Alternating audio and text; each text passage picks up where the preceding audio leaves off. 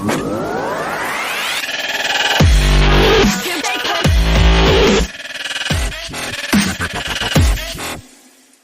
up, everybody? Welcome to SWAT MMA. This is episode number 145. I'm Jarrod here with Paul. What up? Coming to you from Las Vegas, Nevada. Today, we are going to be talking all about UFC 279, Chimaev versus Diaz. Looking at the top two fights on the card, we got to ask, what is the point of this card?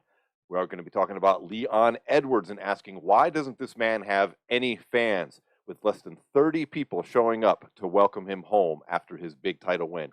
And finally, we're going to be asking what the F is going on with the UFC Heavyweight title scenario.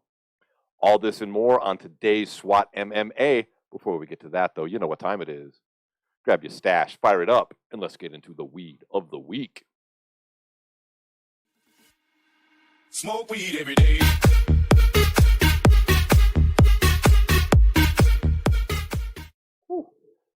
Before we get started, Paul, let's talk about today's sponsor for our Weed of the Week segment.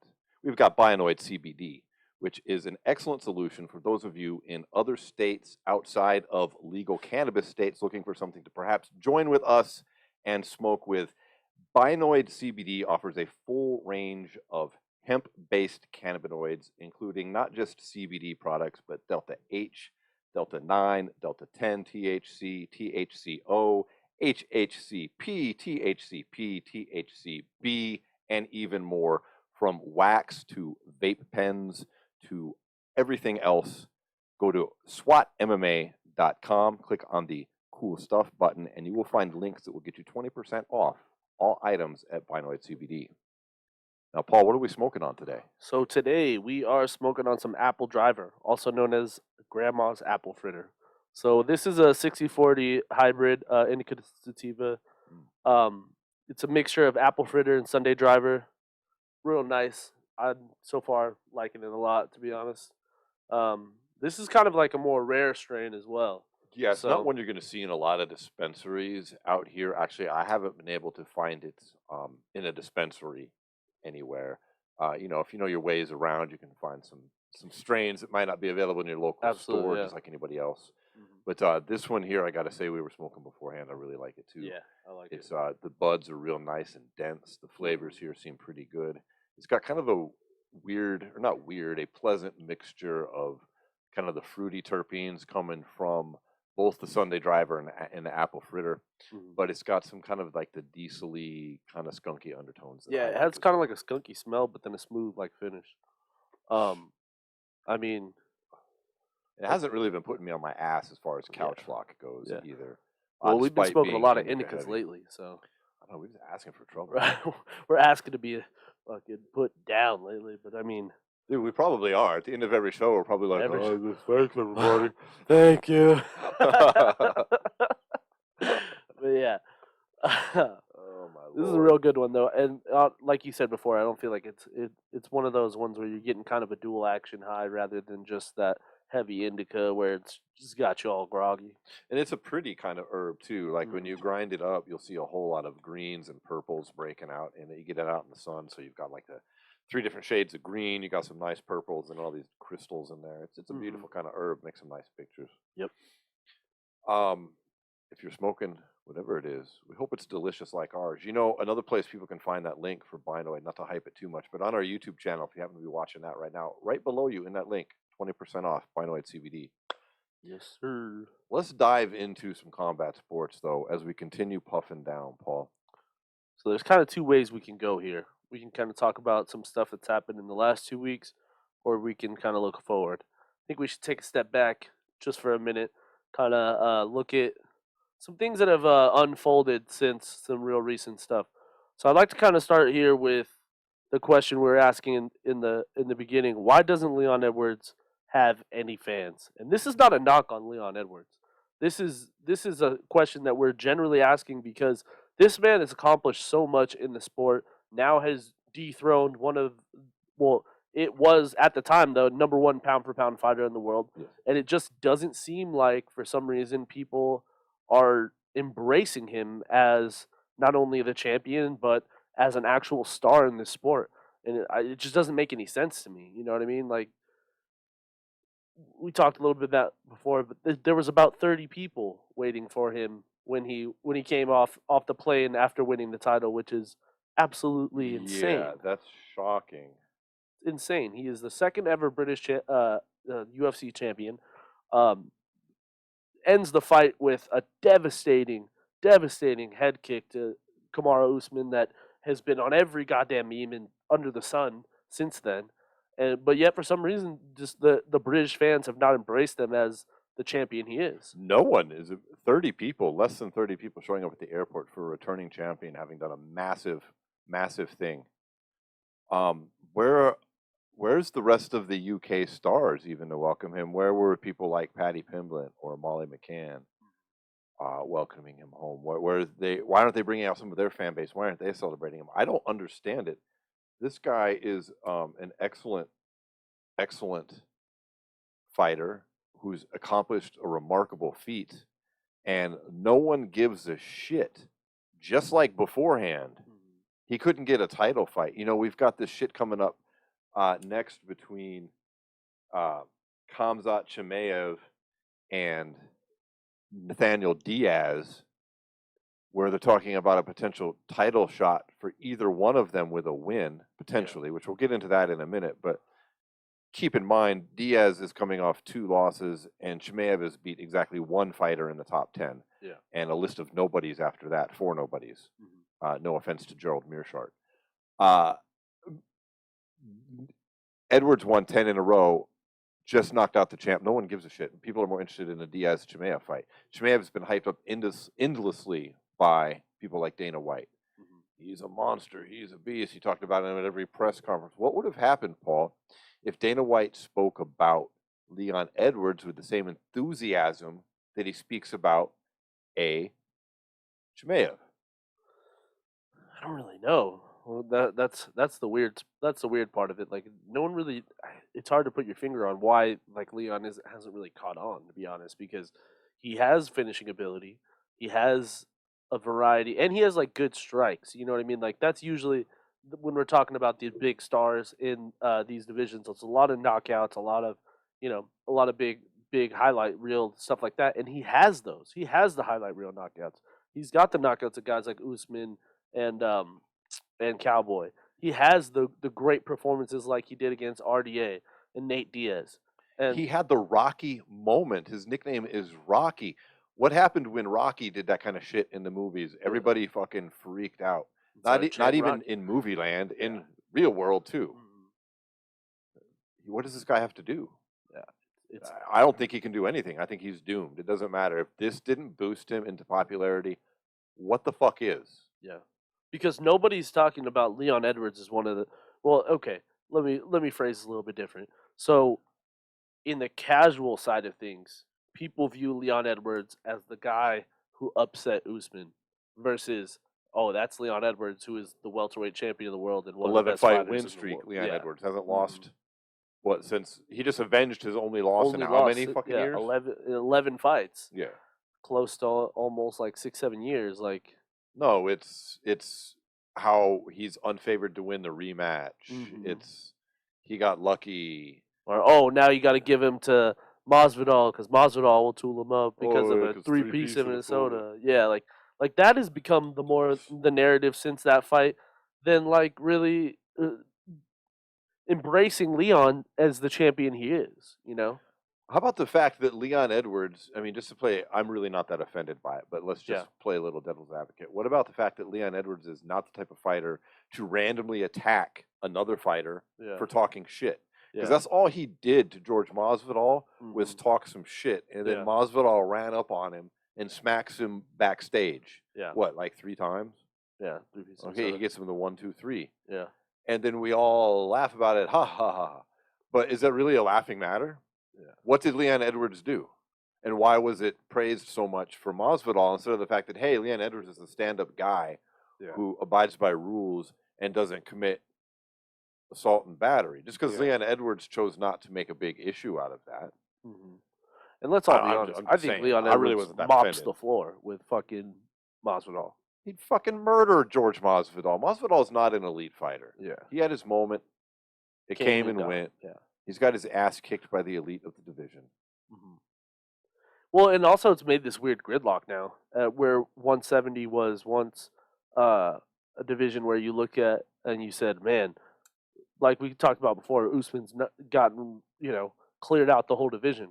But now that you have a new champion on the top, with a knockout like that, I like, how long is Usman going to be out is a question, Mm-hmm. And outside of Leon was getting beat up in that fight, obviously, no doubt, but he didn't really come out of that with any real bad issues, I would say, as far as injury wise. Like, he could end up fighting any of these guys next over Usman because of this, like, just because the UFC could attempt to, secure as much money out of Leon before Usman were to come back and, get that rematch and, in my opinion, most likely win. If the UFC was smart, what they do is give Usman Conor McGregor, if that was possible. Or not Usman, I'm sorry, Edwards Leon, Conor yeah. McGregor, if that was possible, because there's a big fight that Conor might be able to win, which would boost massive coffers for UFC and give Leon a big fight. Yeah. But and let's not go down that path. I think the only way that Leon Edwards gets any type of respect is if he somehow manages to beat Usman again in the rematch. Yeah. But which he very well might be able to, because let's be honest, that although that kick was, ninth hour and devastating, all that stuff, but it was extremely technical at the same time.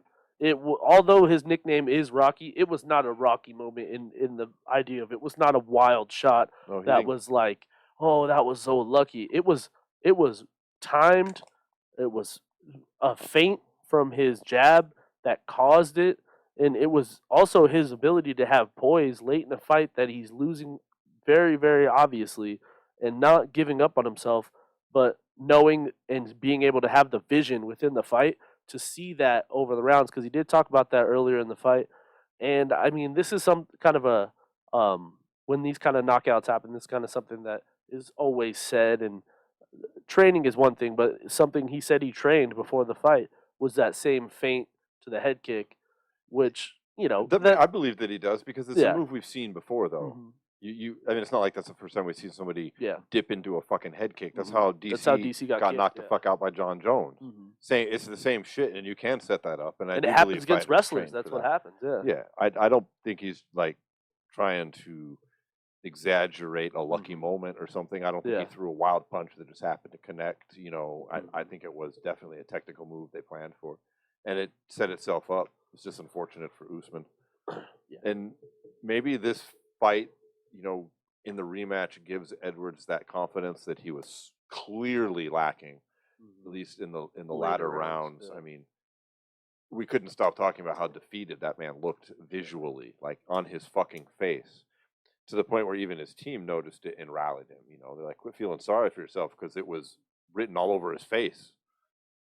So I think that's his only path. And I think even if he does beat Usman twice, watch, the narrative won't be, look how great Edwards is. It will be, wow, look how suddenly Usman fell off. Yeah. Oh man, he went on his run, and that was the end of Usman's. Where does Usman fit now in this, and Usman that? And it'll still all just be Kamaru. And I'm not saying that as any type of negative towards Kamaru. Yeah. It's just, that's how I see That's it the playing game. out. Yeah. He's not going to get any respect. He's the fucking Rodney Dangerfield of fucking MMA, and that's probably a reference nobody understands, because who the fuck knows who Rodney Dangerfield is anymore? People No, do. but he's running around talking about, I People can't do. get no respect. Like, yeah, People do. he's fucking, you can't get no respect, dude. Nobody gives a shit. Yeah.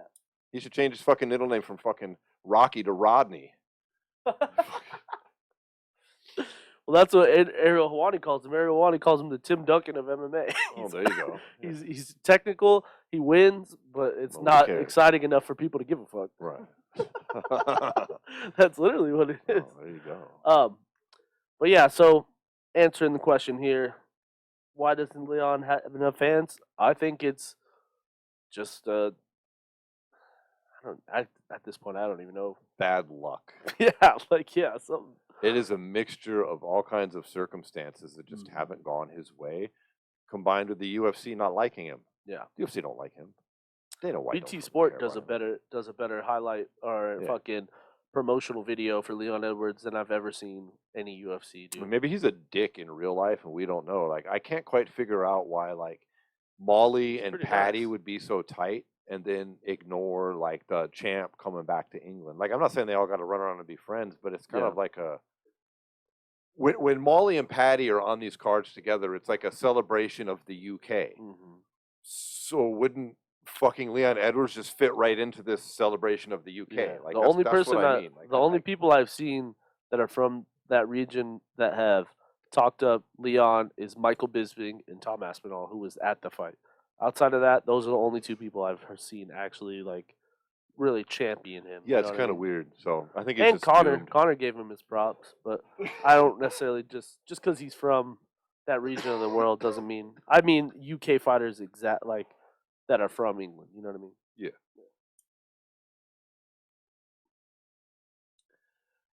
Now let's look ahead to this upcoming UFC card. Now, we've talked about this card a bit, Paul. We've talked a lot of shit about it. I've had my theories about whether or not it would happen. I still do. But I will say they attempted, they being the UFC, Mm-hmm. to beef up the 279 pay-per-view a little bit, a Yeah. tiny bit. Yeah. It's still a horrible fucking pay-per-view. Yeah. I don't understand why anyone listening, not listening, any MMA, I don't get why you're buying this unless you're like an absolute Chimaev fan and a Diaz hater, like all rolled into Or vice one. versa. Yeah. Yeah. Or maybe I consider myself a diehard Diaz fan. I want nothing more than for him. When you think I'm paying $85 for this nonsense, nah, dude, I'm good. And we have a fucking MMA show. Yeah. I'm just saying, there might possibly be some stream I find that magically is carrying this pay-per-view. I'm not certain, Paul. It's just a what-if scenario. But so they added Kevin Holland and they added Tony Ferguson to this card as quote-unquote big names. We've got Kevin Holland fighting Daniel Rodriguez at a catch weight in the third slot down from the main and the co-main. So now the top three fights on this card are Kevin Holland, Daniel Rodriguez, and then this nonsense, Tony Ferguson versus Li Jingliang at welterweight, and then Nate Diaz versus Khamzat Chimaev also at welterweight. That's 3 welterweight fights on the top of this card. Holland, Brady, it's a catch weight, but both of them are welterweights. You got Holland, Rodriguez. Yeah. Sorry. And he's a late fill-in for someone else. Yeah, isn't he, or I something? was reading up on it. It was supposed to be, I guess, Wonder Boy, but it was never signed off, and it was like a last-minute thing. And then they add Holland on here against Rodriguez. Okay, so these criticisms, folks listening, that we're about to lay out, have nothing to do with these fighters. These are all great fighters. Actually, I'd watch all of them fight. This isn't a fucking pay-per-view. Yeah. You can't charge your fans $85 to watch 3 non-title bouts. 3 non-title bouts where the most meaningful title bout or the most meaningful fight of the top 3 is a catchweight between a rising prospects, Rodriguez and Holland. Yeah. Really? Mm-hmm. That's what we're getting? The top 2 cards, top 2 fights bear the question, what is the point, win or lose, of these fights? Mm-hmm. They are, I would argue, both 100% meaningless, inconsequential, and a waste of everyone's time. Let's start with Li Jingliang versus Tony Ferguson. Paul, tell me I'm wrong. Well, just to kind of piggyback on what you just said there real quick. If you even go up and down this card, if the 3 fights that have the most actual, stake are Johnny Walker, Ion Cutelaba, which neither of them is like towards a title shot, but like that has some meaning in the light heavyweight ranks. Riri Aldana versus Macy Chiasson, which is, you know what I mean? Like, yeah, like that's that's what we're talking about here. And then Kevin Holland versus Daniel Rodriguez. Those 3 fights are more consequential than the 2 fights we have in the main event and co-main event. Yeah. Because in the co-main event, you have Tony Ferguson taking on Li Jingliang, who's coming. This is his second fight since fighting Khamzat. Looked okay in his last fight. Gets the win. And then you're looking at Tony Ferguson, who's coming off 3 straight losses. 4 straight losses. Oh, 4 straight losses, 2 of them being stoppages. You know what I mean? And then the other 2 being 30-27s. Yeah, absolute beatdowns.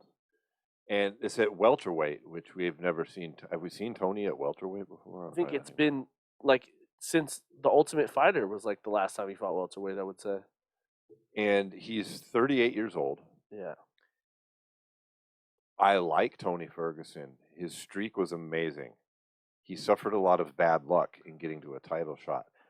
His last 3 wins in the UFC. Let's just talk about them real quick. It's in order is Donald Cerrone, Anthony Pettis, Kevin Lee. And speaking of even one of those wins, when you talk about the Anthony Pettis fight, he was losing that fight. Pettis broke his hand and threw the towel. Yeah. So, not to shit on Tony, but this is just facts. And before that, it was Rafael dos Anjos and then Lando Veneta. And Charles. And Or no, he I'm lost sorry. Charles. I'm sorry. He lost to Charles, yeah. Yeah, then when he got to the top of the division finally, Yeah. due to circumstances really beyond his control, he then loses to all the top guys. He loses to Gaethje, he loses to Oliveira, he loses to Dariush, he loses to Chandler. All convincingly, not close fights, not like, oh my God, Tony was right there. They were severe ass beatings. I was thinking Edson Barboza, not Oliveira. Oh yeah, he did have a win over Barboza back then, but that was But- 2015. I Yeah, believe, that's with the what I'm saying. Barboza It's like, win. I mean, for fuck's sake. those 2 wins were like his. If you really look at that streak, those are the 2 signature wins: his RDA and Edson Barboza, and then he ends up. I don't remember which it was, PCL, ACL, something like that. Ends up tearing it in the camera studio, and then the rest Scheduled is kind with of Khabib history. 5 times for title Yeah. fights that never go through, or 4 Finally times. gets a title fight versus Justin Gaethje, gets TKO'd. He was at one point interim champion when he won against Kevin Lee. Then they but then stripped that- him when he tripped over a cord at a production So- studio for Fox. Yeah, it's just I don't know what this does for Tony Ferguson. We talked about it. What was it, 3-4 weeks ago? What fighters needed to retire, and Tony was one of them. You know what I mean? Yeah. I don't like this for Tony, but I do think if there is a winnable fight here, I think this is possibly one. Well, let's look at the numbers a little bit. He's not as undersized as you might think. Li Jinglang's 19-7. Tony's 25-7 right now. They both got about an equal fight time, 10 minutes, 11 minutes. Tony's 5'11". Lang is 6 feet. He's actually got a 4-inch reach advantage because Tony's got those really wide shoulders and long arms. So he's actually, 71 inches versus 76 for Tony. Yeah, Tony's 38 years old, though. I mean, that's where we're at. But their strikes landed are about accurate, about the same. Their accuracy is about the same. The strikes absorbed are about the same. They're really on paper not that far apart. Their grappling defense, or their defense is the same. Takedowns, Jinglang's got, an advantage there. But submissions, Tony's got the That's advantage.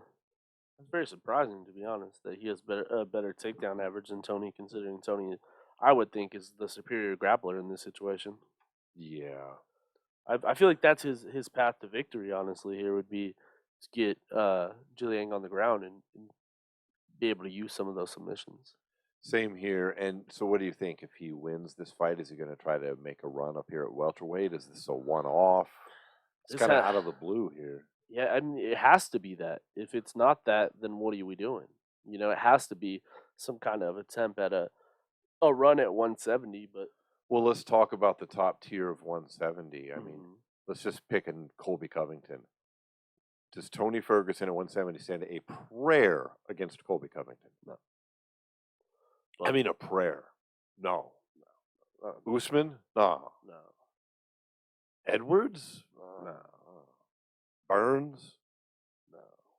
Chimaev? Even, let's talk about, I don't want to get murked. Even I think he'd have his hands full with Masvidal. And Chimaev's still, I think, an unproven fucking commodity, honestly. I think he'd have his hands full with Masvidal, to be honest. Yeah, what about guys like Masvidal who really shouldn't even be ranked but still are? I mean, I just don't see it. Like, what are we doing? Yeah. So, I think we both agree. Li Jingliang versus Tony Ferguson. What's the point? Yeah. There isn't one. But Who you you rooting got? for? Ah, gonna pick? that's what it comes. I'd like to see Tony win, just maybe get a win and get out. maybe that's what he wants. I don't want to see Tony keep on this losing streak. It Yeah. sucks. I like the guy. I'm a big fan. It doesn't sound like it maybe the way we're talking, but reality is what reality is. I hope Tony gets the win here and, yeah, steps away after that. Yeah. Go out on a W. Yeah. Speaking of guys who need to go out on a W, let's talk about the main event. So, there's a lot of layers to this fight and why it's happening and what exactly got us here. And it's Nate Diaz versus Khamzat Chimaev. This is Nate Diaz's last fight of his UFC contract. And this is Certainly a de facto #1 contender fight for both these guys, supposedly. And which is utter horseshit. Utter horseshit, but There is no sporting relevance behind what you just said. no, not at all. So when you look at just looking at both these guys' last 3 fights, just to kind of get an idea of where we're at. So we got the one-punch KO of Gerald Meerschaert, the pretty much dominant strangling of Li Jiliang, and then an absolute war with Gilbert Burns in Khamzat's last 3 fights. It comes out that win against Burns is a legit. I mean, they're all legit wins. Some of them very dominant. I'm saying against a strong opponent. Yeah, like you won against a strength of schedule good top 10 guy. Yeah. All the other fights are nonsense. They're filler. If he was a boxer, those are the equivalent of fighting cans. Yeah. I mean, the strongest one out of those is Meerschaert. I'm sorry. I mean, Li Jinglang, I'm sorry. I don't buy it. I don't buy his ranking. I don't. Yeah.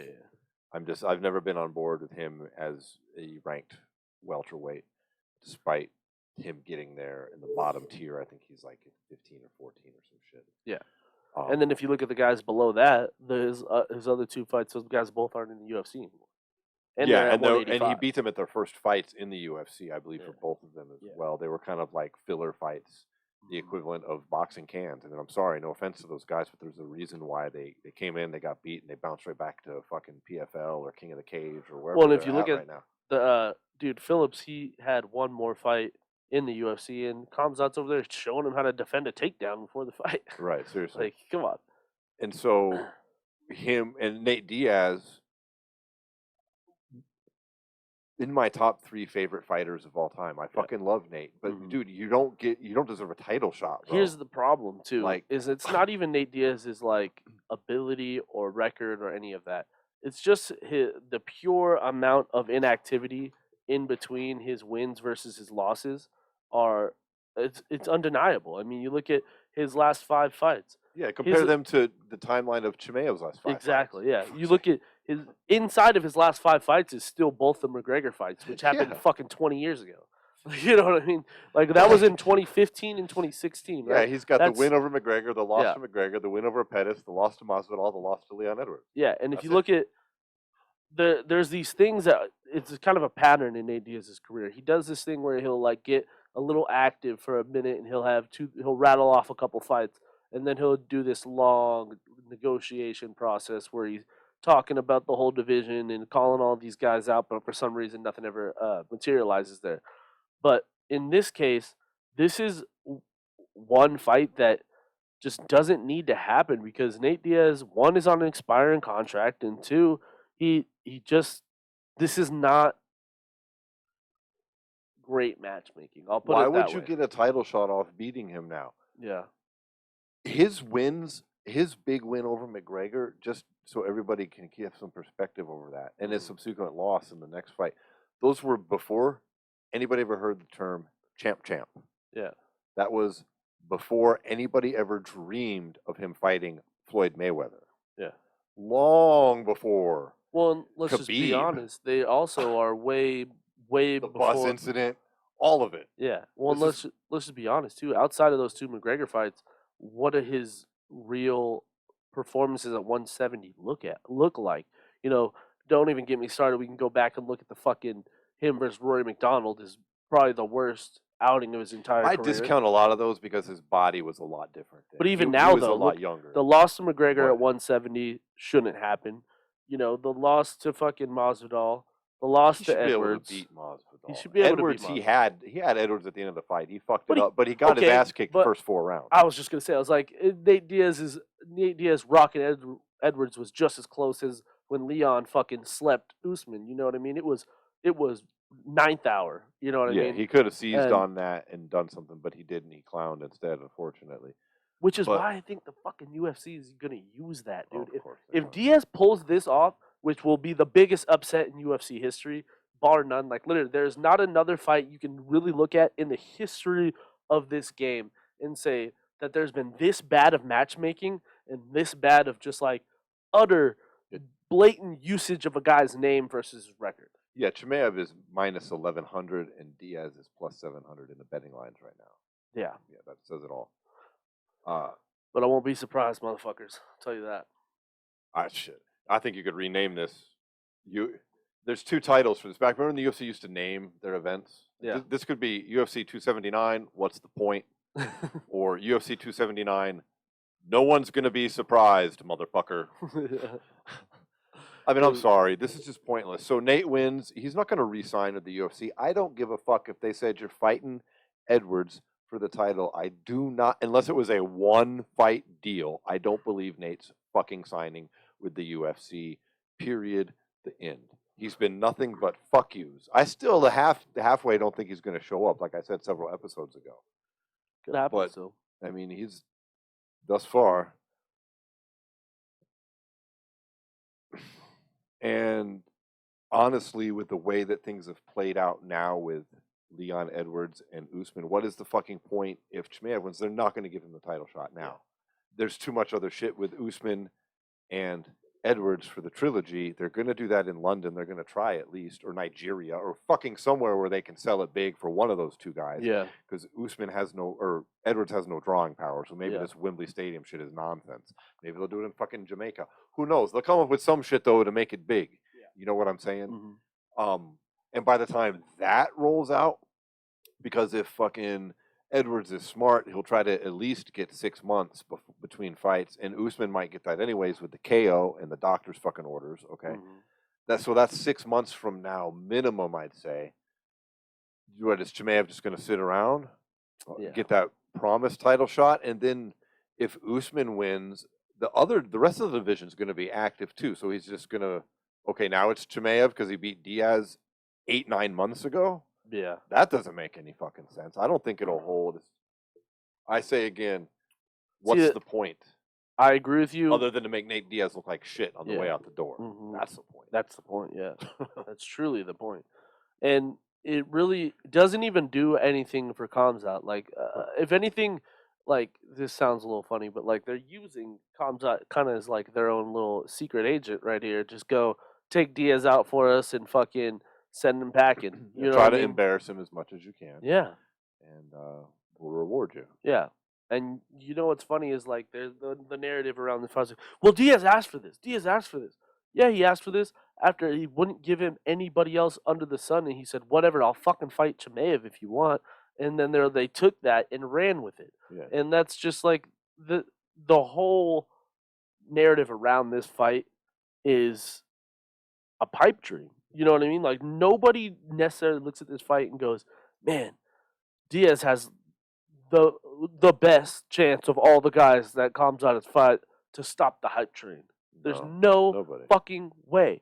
Gilbert Burns, you tell me right now that Gilbert Burns wouldn't whoop Nate Diaz's ass? It wouldn't even be that good of a fight, I think. I think Gilbert Burns runs through fucking Diaz quicker than Chimaev would.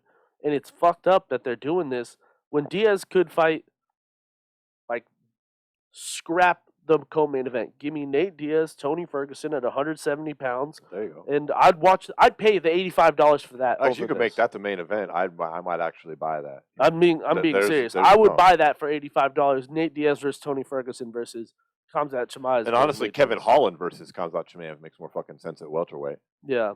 You could keep these same fighters on the card and just swap them the fuck around a little bit, and you get a way better card. Mm-hmm. Literally. And then, of course, with Daniel Rodriguez and Lee Jillian, makes sense too. That makes. Give me a quick change, quick little scramble of names. So we just fixed your fucking card. And I'd pay $85 for that. I would. You're right. The main event should be Tony versus Nate. The co-main should be Chimaev versus Kevin Holland. And then the third fight on that should be Rodriguez versus Li Jingliang. There you go. We fixed it. You're welcome, UFC. We'll title this episode UFC 279. Fixed it. It's not WTF. It's WFI. We fixed it. Jesus. So, all right, now let's look at the aftermath. I mean, Nate, I'd say there's no way, win or lose, Nate's resigning with the UFC. I would bet money on that if that was a prop bet somewhere. Does he go to PFL? Does he go fight Jake Paul? Does he go to bare knuckle? Does he retire? I would like for him to hang him up. I will say one thing about the shit that he's saying in like the UFC countdown videos for this. He doesn't sound like a guy that's done with the fight game. He says he's going to stick around until he's fucking done, and he's not saying anything about being done right now. He's not talking about staying in the UFC, mind you. Yeah. Dude, if he resigns at the UFC, I swear to God, I'm going to stop smoking weed for like a month. Well, here's what I heard him say on Ariel when this was announced. Like, remember how he did that interview like right before this was announced? He was talking about that he would like to fight out his UFC contract, step away from the UFC for 2 years, let the talent pool replenish, and he'll re-sign with the UFC in 2 years. When he's 40? I guess that's what he said. He said he doesn't envision himself ever truly like retiring, and just doesn't want to sign a 6, 7, 8, 9 fight deal Well, like of the course UFC wants him to. Yeah, You know what I mean? And that's how the UFC gets these guys like Nate Diaz, and until they came to an agreement, people like Anderson Silva and all these old Luke Rockhold, all these guys who are older that have like a foot in the door and a foot out the door. You know what I mean? And it makes it so when if Nate Diaz were to sign that big deal and do exactly like I was just saying, take 2 years off and then be like, you know what, I feel the best I've ever felt in my life. I'm going to come back, and tries to make a comeback. He's not coming back with anyone but the UFC, and that's how they get these guys into this deal, and that's why this fight is happening, because Nate Diaz is trying to break that mold of like, no, I'm going to step away for a minute, and when I come back, I'm going to do whatever the fuck I want. That's one thing too. He said, I appreciate the UFC. I like the UFC. I was part of why this sport has become what it is, but they don't own me, and that's what he's trying to prove here. You know what I mean? Well, I think his most likely scenario is not a retirement from combat sports for 2 years, but most likely a boxing match with somebody, more than likely Jake Paul. I don't think this Anderson Silva thing is going to really go down.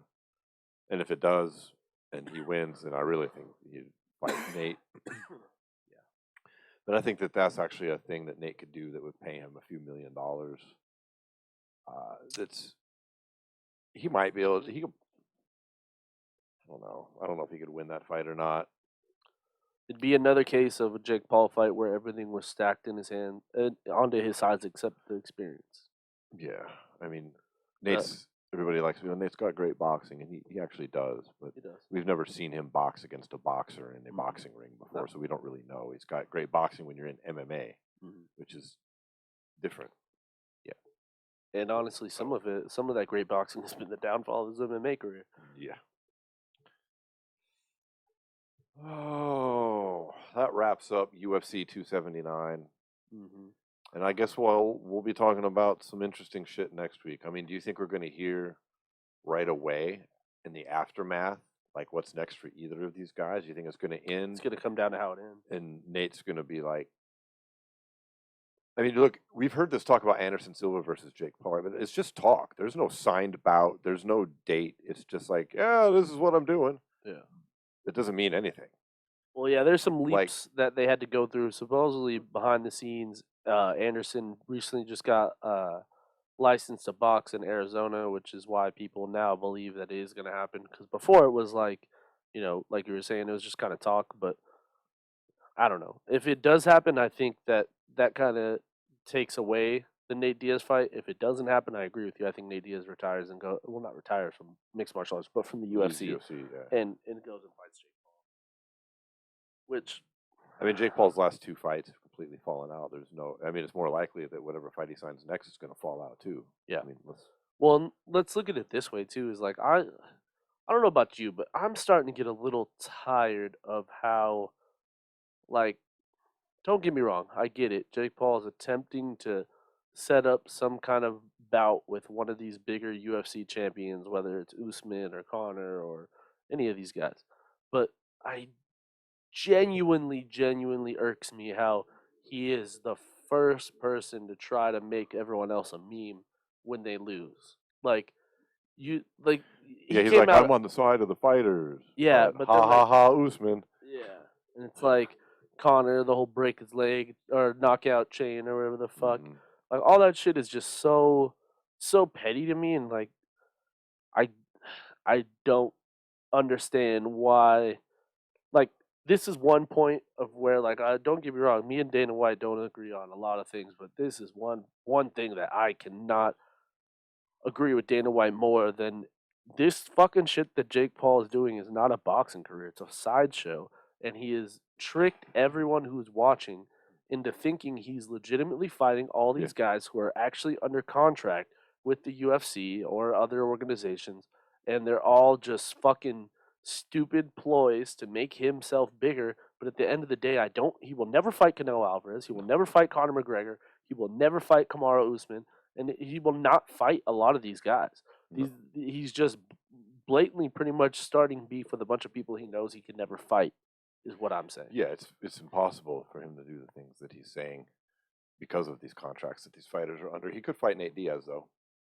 But you're right, but I do understand it. I've got it figured out, and what I'm going to say is probably shocking to you, to thousands of listeners, is no one has ever thought this before. You ready? Mm-hmm. Jake Paul, Mm-hmm. kind of a douche. Oh wow. Yeah, no, No, I agree. so we'll see. Yeah. Well, let's shift out of 279 and into our final topic of the show, because we have a lot of moving parts that have been fucking happening here with the UFC's heavyweight division. With last week, we had Cyril Gane versus Tai Tuivasa.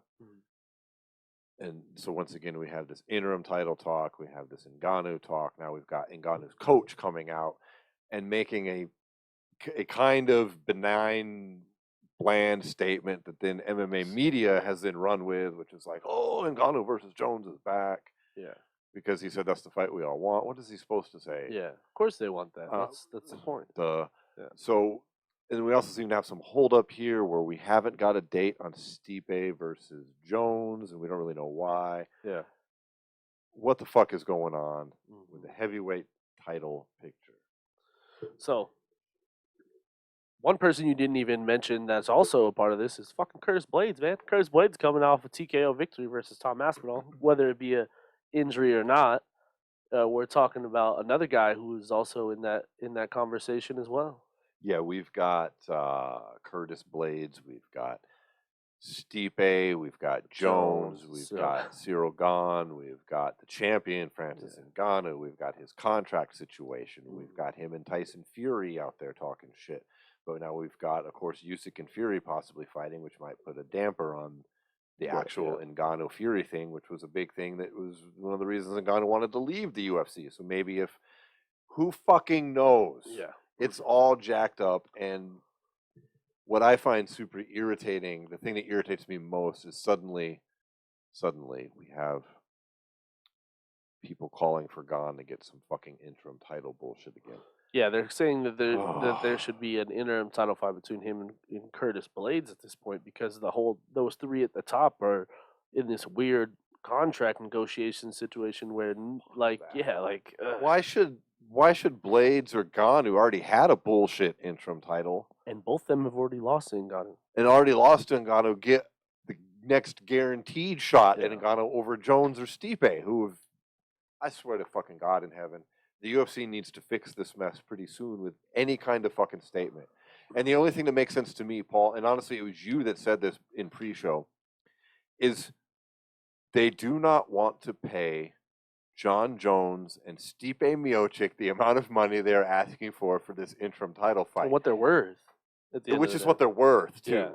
Yeah. So, and it's really a bummer, because not only is that fight super intriguing if you just simply look at the two of them as they are, but supposedly we have big Stipe coming.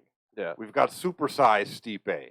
Not only that, man, but it's like, here's the thing. At the end of the day, we have three of the biggest fighters possibly in the history of the heavyweight division in the UFC. You have Francis Ngannou, who is one of the most vicious knockout artists we've ever seen. You have Stipe, who has just had some of the most classic fights of the division. And the then you most have, defenses of the title yeah, ever. and then you have Jon Jones, who is the consensus greatest fighter of all time. And without a making doubt, the debut. greatest light heavyweight. Yeah. And here's like And we're fucking around talking about Cyril Gane? I mean, I'm Exactly. sorry. Seriously? And don't get me wrong, it's not. That's one casualty of all this. Is now Cyril Gane is getting the brunt of a lot of this, and he's just doing what he's got to do. The UFC tried to use him when he fought Francis Ngannou as a way to fix this, and now they have to fix this on their own, and they're dropping the ball. They're dropping the ball here for real, because if you look at all that leverage that they had against Francis Ngannou is now gone. Because before, when we talked about it, we said, like Francis has all the leverage, and now I think he has even more leverage, because now you're talking about you can't even get together an interim title fight. How are you going to move on from me when you can't even move on from me with the two guys that you can move on with me from? You can't even fucking get to an agreement with them. And go ahead and make an interim with Yeah. Curtis Blaydes and Cyril Gane. I whooped their ass. Nobody's Both of them. going to buy that Yeah. shit. No fan is going to be like, oh, yeah, that's legit. Not only that, who wants to be the two-time interim champ? I don't know. Nobody. And why does Gane just suddenly move back up? Because you beat Tuivasa, who's a fun fighter. Yeah. And yep, he earned his ranking by beating Derek Lewis, another fun fighter, Yeah. who Gane also beat, by the way, for the interim title. Mm-hmm. So he beats a couple guys who stylistically he should beat, because he's a very technical striker, against a couple of guys who are basically wild brawlers, dude. Mm-hmm. Tuivasa's goddamn description of his martial arts style is street fighter. Yeah. I'm not knocking the guy, but there's a level that shit gets you that it doesn't get you fucking past. Yeah. And we just saw it with Derek Lewis. He's essentially Derek Lewis 2.0. Mm-hmm. And he's the guy who also Smart KO'd cut Derek 2.0. Lewis. Yeah. Yeah. And so I'm not surprised. Gane's supposed to win that fight. That doesn't automatically get you another title shot because you went out and you beat the guy you're supposed to beat. And why does every fight within the top 3 of like every division have to be an interim title shot? It doesn't. It does not. Like, you can have Gane and Blaydes fight next, and there does not have to be a title. There's on no the need line. for that. That But- fight's not bad as long as you don't stick a fucking interim on But it. what you cannot do is you cannot make a Jon Jones and Stipe Miocic fight and not put an interim title Well, shot on it. of course not. There's no way, because you can't sit there and tell me whoever comes out of that fight a winner does not deserve an immediate title shot, because you're looking at Stipe, who's already 1-1 against a champion. You're looking at Jon Jones, who's coming up, and he is, like we said We don't before, need to one describe of the that, greatest of all time. Yeah, exactly. And now is at this new weight. We've never seen him before, and seems He's to have supersized. yeah, Jones. it seems It's supersized exactly. Jon Jones versus supersized Mhm. Stipe. Like, So, what the fuck? Yeah, it's like they're basically both at their peak right now. And the fact that the UFC is dropping the ball on the negotiation table is absolutely bonkers. It doesn't make any sense fiscally. I don't understand. Do they think this won't sell? I don't see how. I don't It'd be the understand. biggest pay-per-view I think ever. The fuck? It could pull Brock Lesnar numbers. If they did the live shit right, the gate could probably pay most of the money these guys are asking for. And I'm going to be honest. You can do... Okay, so what's one thing they've done in the past when they've had two guys that want a lot of money? Let's take a look back. We look at... perfect example is Conor McGregor versus Donald Cerrone. That, outside of that main event, was a pretty low fighter pay level event. Like, because you had Conor and Donald at the top, and both of them were getting paid one of their biggest salaries of their career. And then under that, though, you had like a lot of prelims. Like, you had Sean O'Malley on there on the prelim main event. But like on the actual card, it was a lot more like mid-tier fighters. And you could do the same exact thing with the fight like Jones and Stipe. You can make the main event is so exciting for everyone involved that everything underneath it is just a build up to the main event. Oh, for sure. And that's what they're disguising this Chimaev and Diaz fight as. And I don't think you can do it with the Diaz and Chimaev, but you can do it in a fight like a Jones and a Stipe. Dude, I don't see how anybody could realistically argue that pay-per-view doesn't sell 1 million minimum.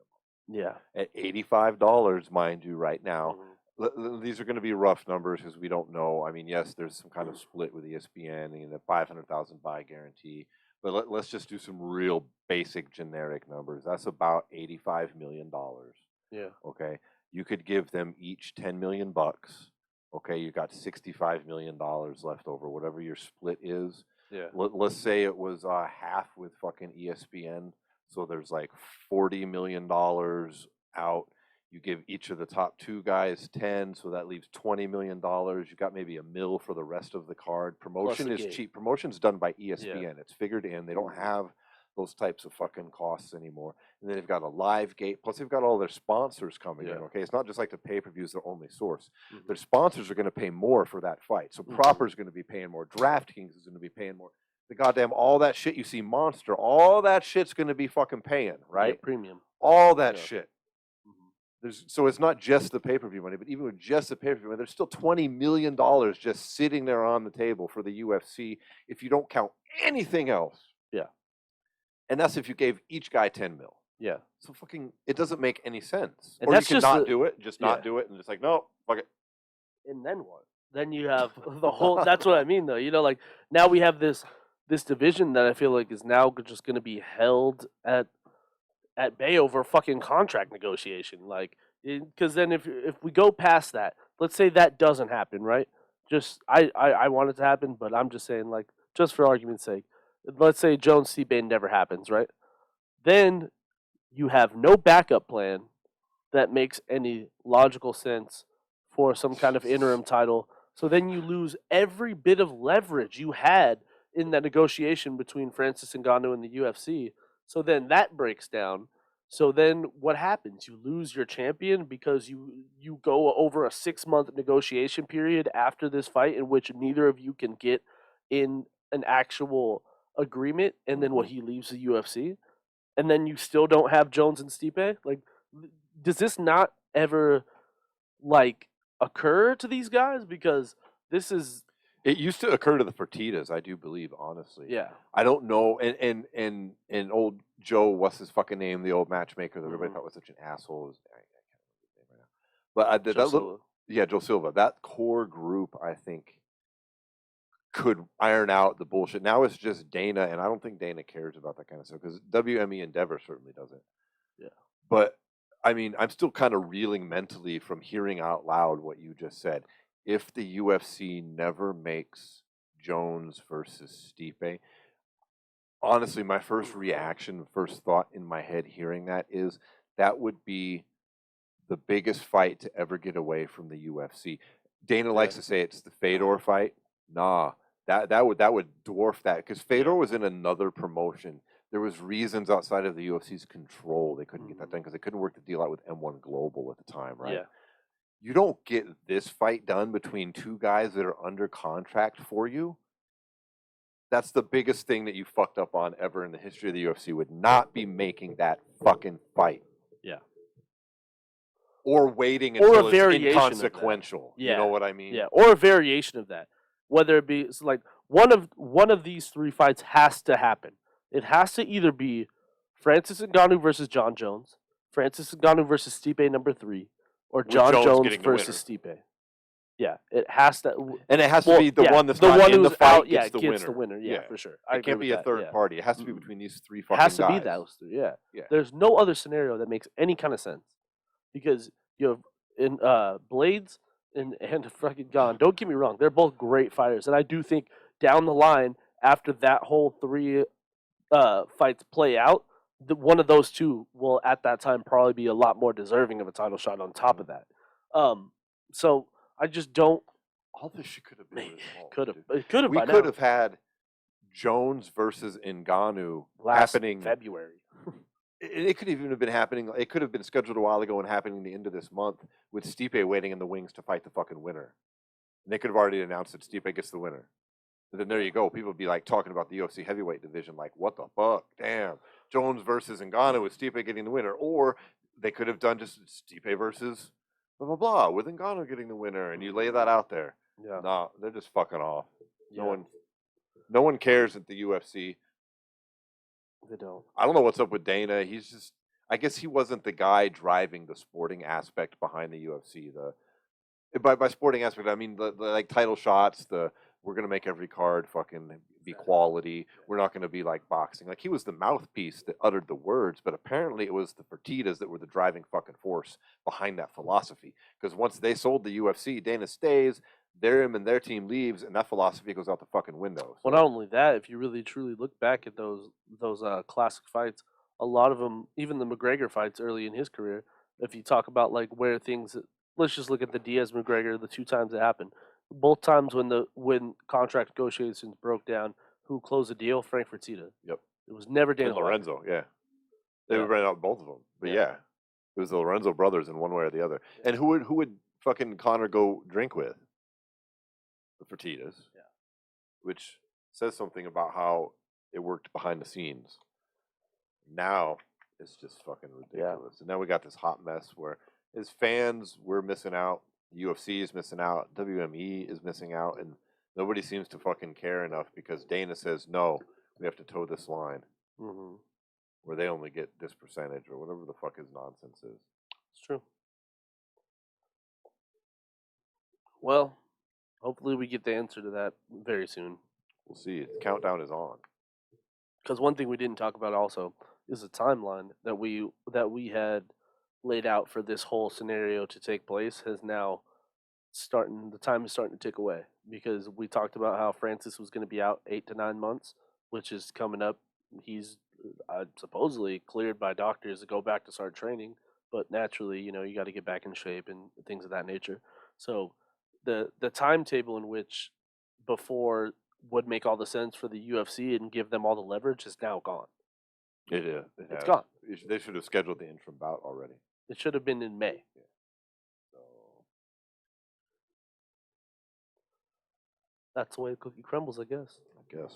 Hopefully, we as fans, it works out the best for us Yeah. and the fighters, and not the UFC.